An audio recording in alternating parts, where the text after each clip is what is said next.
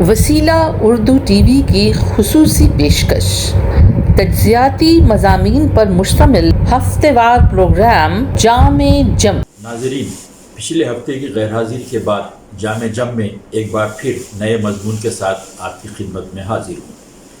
میرے آج کے مضمون کا عنوان ہے پیسہ پھینک تماشا دیکھ۔ پیسہ پھینک تماشا دیکھ یہ ایک پرانی کہاوت ہے۔ شاید یہ کہاوت اس وقت وجود میں آئی ہوگی جب ہمارے درمیان سے بارٹر سسٹم ختم ہوا ہوگا۔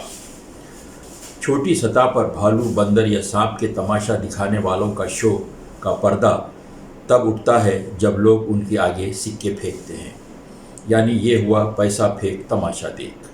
لیکن اب اس قسم کے مناظر انخواہ ہو گئے، مگر ہم سمجھتے ہیں کہ پیسہ پھینک تماشا دیکھ والی کہاوت نے اپنی وقت نہیں کھوئی، بلکہ اس کا رتبہ یا مرتبہ اب بلند ہو گیا ہے۔ پیسے کی عوض اپنی کارکردگی پیش کرنے والوں کی صورت گری ہوئی ہے، جس کے بعد اب باوقار انداز میں تماشا دکھانے یا خدمات پیش کرنے والے جو ہمارے اطراف پھیلے ہوئے ہیں، انہیں ہم ایونٹ مینجمنٹ ٹیم یا مختلف خدمات فراہم کرنے والوں کے نام سے جاننے لگے ہیں۔ تقریب بہر ملاقات سے شادی بیاہ وغیرہ جیسی بڑی تقاریب کا شایان شان انتظام و انصرام یہ ایونٹ مینیجرز بڑی عمدگی اور بے جھول انداز میں کرتے ہیں۔ جتنا گڑ ڈالو اتنی مٹھاس کے مصداق، بس پیسہ خرچ کیجیے اور اپنی تقاریب کو یادگار بنائیے، یعنی وہی پیسہ پھینک تماشا دیکھ والی ہی بات ہوئی۔ حضرات، گزشتہ دور میں جب کسی کے گھر شادی طے پاتی تو فوراً تمام قریبی رشتہ دار اور احباب جمع ہو جاتے اور شادی کے انتظامات کی ذمہ داریاں بانٹ لیتے اور ہنسی خوشی سارے معاملات طے پا جاتے۔ ہو سکتا ہے آج کے ایونٹ مینجمنٹ ٹیم کی طرح ان کے انتظامات میں اتنی مہارت نہیں ہوتی تھی، مگر ان کا اپنا ایک الگ لطف تھا۔ انتظامات میں تاخیر اور آخری لمحات میں غصہ چیخ پکار پر معروف مزاح نگار رشید قریشی نے اپنے ایک مضمون میں لکھا تھا کہ حسب عادت وہ ایک عقد نکاح کی تقریب میں دعوت نامے میں دیے گئے وقت کے مطابق پہنچ گئے اور انہوں نے دیکھا کہ ہال میں کرسیاں تو لگی ہوئی ہیں مگر ہال سارا خالی ہے، یعنی وہ وہاں پہنچنے والے پہلے مہمان تھے۔ سامنے کچھ لوگ شینشین یا دولہے کا منڈپ سجا رہے تھے۔ رشید صاحب پہلی صف میں بیٹھ گئے۔ کچھ دیر بعد ایک خاتون آئیں اور اسٹیج سجانے والوں پر برسنے لگی کہ عقد کا وقت ہو چلا ہے اور دولہے کا اسٹیج ابھی تک مکمل نہیں ہوا۔ کاریگروں کو ڈانٹ ڈپٹ کرنے کے بعد دوسری طرف پلٹی تو ان کی نظر رشید قریشی پر پڑی۔ خاتون نے انہیں ان کاریگروں کا سپروائزر سمجھا اور کہنے لگی، تم کیا منہ کو ہاتھ لگائے بیٹھے ہو، کام میں ہاتھ کیوں نہیں بٹاتے؟ خیر، اب یہ باتیں قصہ پارینہ ہو گئی۔ اب تو لوگ اپنی اولاد کی شادی کا ارادہ ہوتے ہی اللہ دین کا چراغ یعنی اسمارٹ فون اٹھاتے ہیں، تو اس میں رشتہ دینے کے لیے مشاطہ حاضر ہے، اسم نویسی کے تبادلے کے لیے واٹس ایپ موجود ہے۔ اسمارٹ فون کا یہ جن فنکشن کے ہر چھوٹے بڑے کام کے لیے آپ کو رابطے فراہم کرتا ہے، جس سے آپ شادی کی ساری ذمہ داریاں خدمت فراہم کرنے والی کمپنیوں کے حوالے کر کے دیگر مہمانوں کی طرح مقررہ وقت پر فنکشن ہال پہنچ سکتے ہیں، یعنی پیسہ پھینک تماشا دیکھ۔ خیر، یہ ہوئی تقاریب کے انتظامات کے لیے پیش کی جانے والی خدمات کی تفصیلات، مگر ایک خیز سے لکھی جانے والی تقریب بھی ہے۔ جی ہاں، آج کل تقریب کاری بھی ہمارے ضروریات میں شامل ہو گئی ہے۔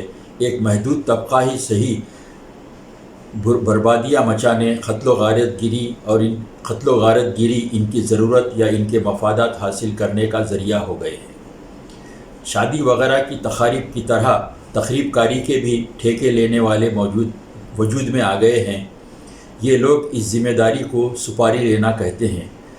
ہمارے خیال میں اس قسم کے کام کرنے والوں کو کسی طبقے یا مذہب سے بغض یا دشمنی نہیں ہوتی، کیونکہ ہندوستانی باشندوں کی اگر اس طرح کی سوچ ہوتی تو مختلف مذاہب کے ماننے والوں کی ہزاروں سال پرانی مل جل کر رہنے کی تہذیب نہ ہوتی، ہم کبھی کے آپس میں لڑ لڑا کر ختم ہو گئے ہوتے۔ تخریب کاری کرنے والے بھی اس کو روزگار یا کمائی کا ذریعہ سمجھ کر یہ کار شر انجام دیتے ہوں گے، اور یہ حقیقت بھی ہے کہ بھوک، پیسے کی کمی یا بے روزگاری انسان کو کچھ بھی کرنے پر مجبور کر دیتی ہے، اور انسان کی اسی بے مجبوری سے فائدہ اٹھا کر وہ لوگ جنہیں ملک میں دنگا فساد، قتل و غارت گیری کروا کر کچھ مفاد حاصل کرنے ہوتے ہیں، وہ لوگ بے روزگار نوجوانوں کو استعمال کرتے ہیں۔ شادی وغیرہ کی تقاریب کے انتظامات کرنے والوں میں جیسے مختلف کام کے ماہر ہوتے ہیں، ویسے ہی شاید تخریب کاری کرنے والوں میں بھی مختلف قسم کے غیر انسانی کام انجام دینے والوں میں بھی اپنی اپنی ہمت اور جگر کے حساب سے تخریب کاری کے کام انجام دیتے ہوں گے، جس سے کچھ لوگوں کو ان کے مفادات حاصل ہوتے ہیں۔ یہ بھی پیسہ پھینک تماشا دیکھ کی ایک مثال ہے۔ حضرات، دولت ایک بڑی طاقت ہے جس سے آپ سچے خلوص اور بے لوث محبت کے سوا ہر چیز خرید سکتے ہیں۔ کچھ عرصہ قبل ہم نے اپنے ایک کالم میں شیخ سعدی کا ایک شعر استعمال کیا تھا کہ اے زر تو خدا نیست لیکن بخدا، قاضی الحاجات ستار العیوب۔ شیخ سعدی نے یہ بات برسوں پہلے کہی تھی، لیکن آج کے دور میں بھی ان کا خیال اذکار رفتہ نہیں ہوا۔ آج عزت، اثر و رسوخ، اعلیٰ مقام، شہرت، اقتدار، ہر چیز دولت کے ذریعے حاصل کی جا رہی ہے۔ جن کے سر دولت کے حصول کا سودا سوار ہو جائے تو پھر وہ اچھے برے، صحیح غلط، جائز ناجائز کے اصول اور شرائط کو بالائے طاق رکھ کر دولت حاصل کرتے ہیں، مگر ایسا بھی نہیں ہے کہ دنیا کا ہر صاحب ثروت کالے دھن کا مالک ہو۔ ایسے ان گنت امیر لوگ ہیں جن کی پچھلی پیڑھیوں نے اپنی محنت سے دولت کمائی، اور ان کی نئی نسل بھی یہی کر رہی ہے۔ دوسری جانب ہمارے سماج میں کالے دھن کے مالک سفید پوش حضرات بھی عزت و شہرت، بلند مرتبے پاتے ہیں، صاحب اقتدار ہو جاتے ہیں۔ اب انہی کی اکثریت بڑھ رہی ہے۔ ان باتوں کا نچوڑ ہم صاحب طرز شاعر ابن احمد تاب کے اس شعر میں دیکھ سکتے ہیں۔ حریر پوش و ابلیس تو خدا کہیے، لباس خستہ میں پیغمبری بھی جھوٹی ہے۔ آخر میں ہم ایک اہم شعبہ جو آج پیسہ پھینک تماشا دیکھ کی بڑی مثال بنا ہوا ہے پر اپنی بات ختم کریں گے، اور یہ ہے جمہوریت کا چوتھا ستون، شعبہ صحافت۔ ویسے آج کا ہر وہ فرد صحافی ہے جس کے پاس اسمارٹ فون ہے، مگر ہم یہاں بات ان ٹی وی چینلز کی کریں گے جو اپنے آپ کو بڑے چینلز یا نیشنل میڈیا گردانتے ہیں، چاہے وہ ٹی آر پی میں ہیر پھیر کے بعد ہی کیوں نہ ہو۔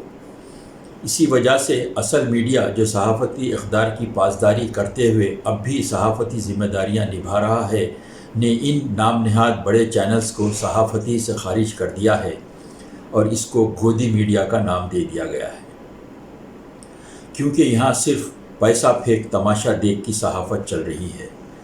24 گھنٹے فرقہ وارانہ منافرت پھیلانا، غیر اہم موضوعات پر مباحثے، بے بنیاد اور غلط خبریں پھیلانا، جھوٹی کہانیاں گھڑنا وغیرہ وغیرہ، یعنی جن کا کام ذہن سازی ہے وہ ذہن خراب کر رہے ہیں۔ انہیں جن کو آئینہ دکھانا تھا وہ ان کے اشاروں پر ناچ رہے ہیں، اور ترا یہ کہ یہ چاپلوس اپنے آپ کو بڑے صحافی بھی سمجھتے ہیں۔ بہرحال گودی میڈیا کی ان حرکتوں سے قومی سطح پر ہی نہیں بلکہ بین الاقوامی سطح پر ملک کا نام بدنام ہو رہا ہے، جس کی کسی کو فکر نہیں۔ حضرات، برائیوں کا تماشا دیکھنا، ظلم کے خلاف آواز نہ اٹھانا اور دانش مندوں کی خاموشی سے معاشرے اور ملک تباہ ہو جاتے ہیں۔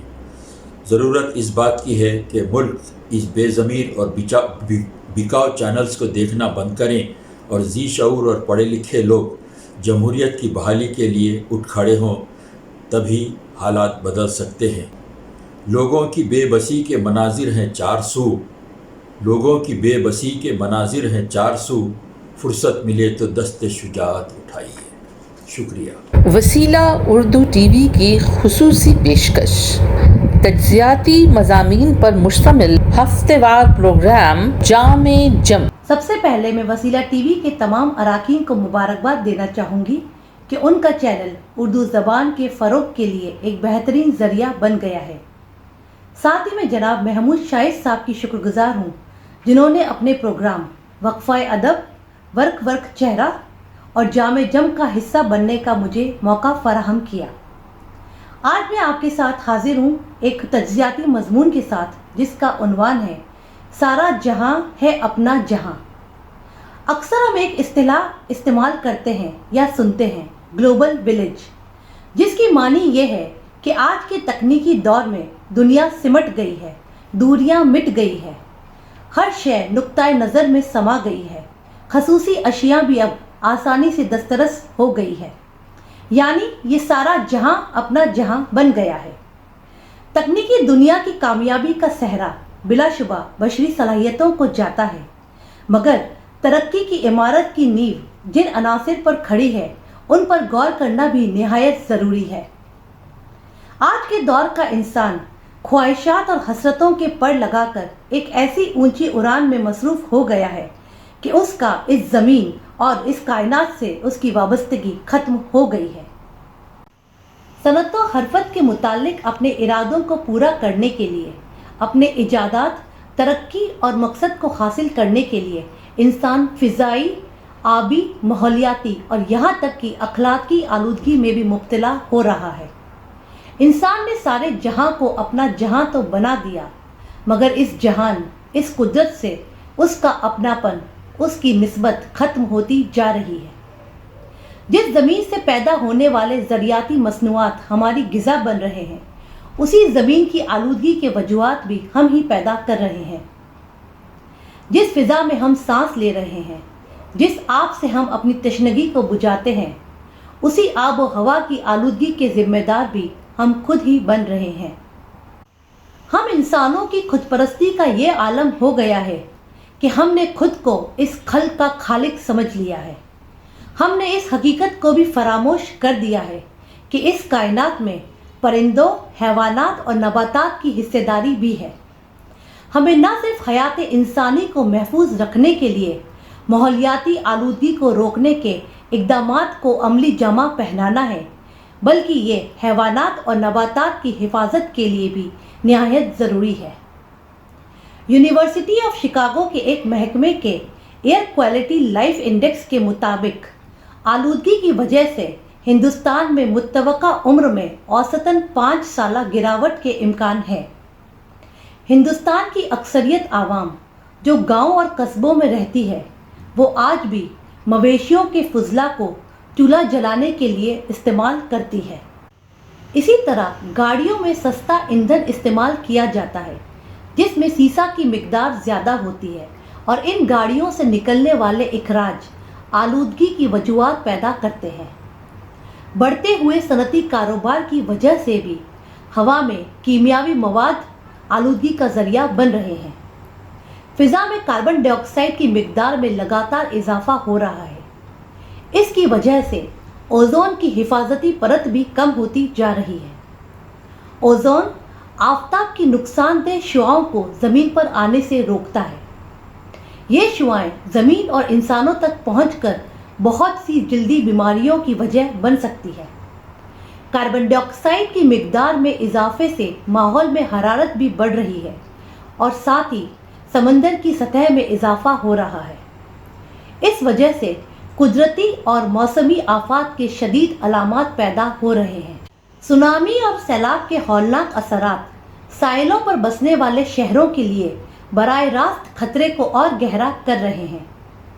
फ़िज़ाई आलूदगी की तरह ही सनती निकासी में कीमियावी मादे शामिल होते हैं, जिनमें आबी आलूदगी पैदा करने वाले जरासीम होते हैं।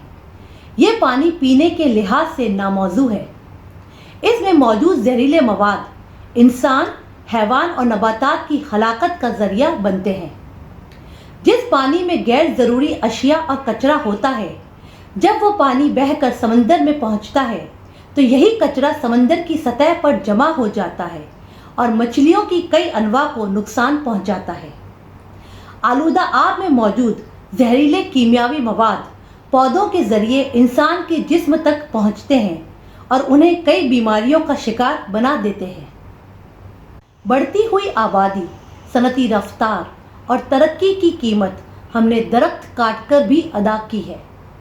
दरख्त ऑक्सीजन का जरिया है और अगर हम लापरवाही से जंगलात की कटाई का अमल यूं ही अंजाम देते रहे तो अनकरीब ही 50% तक जंगलात कम हो जाएंगे, जो मौसमी तब्दीलियों के साथ साथ जानवरों की कई नस्लों को इख्तिताम की दहलीज पर पहुंचा देंगे। माहौलियाती आलूदगी से बढ़ती हुई तबाही से न सिर्फ इंसानियत मुतासिर हो रही है, बल्कि इससे हमें ये इम्कानात भी मिलते हैं कि अगर तमाम अक़वाम ने पुख्ता कदम न उठाए या आलमी मवाइदों पर अमल न किया तो मुमकिन है कि हमारी आने वाली नस्लें आशाइश ही नहीं बल्कि उन तमाम बुनियादी सहूलियतों से भी महरूम हो जाएगी जिन पर ज़िंदगी मुनहसर है। अब लाजिम है कि किसी भी तरह की आबी या फ़िज़ाई निकासी के तसर्रुफ़ से पहले उसे बेअसर किया जाए। सनती कारोबार को रिहायशी इलाकों से दूर रखा जाए, घर के कचरे को भी हिस्सों में तकसीम किया जाए और जो दोबारा करामात हो सके उसका मुनासिब इस्तेमाल किया जाए। जो करामात न हो सके ऐसे प्लास्टिक और बास चीज़ों से परहेज़ किया जाए। गाड़ी का कम से कम इस्तेमाल किया जाए। पानी और दूसरे अनासिर का इस्तेमाल कद्र के साथ किया जाए। ज़्यादा से ज़्यादा दरख्त लगाए जाए और अपनी छोटी से छोटी काविशों से भी अपने माशरे को बेदार किया जाए। अगर हर शख्स को कुदरती वसाइल की अहमियत समझ आ जाएगी और इनके मुनासिब इस्तेमाल का शऊर आ जाएगा तो यकीनन ये सारा जहां अपना जहां बन जाएगा और हम इंसान इस जहां की नफासत के निगहबान बन जाएंगे। शुक्रिया। वसीला उर्दू टीवी की खुसूसी पेशकश तज्ज़ियाती मज़ामीन पर मुश्तमिल हफ्तेवार प्रोग्राम जामे जम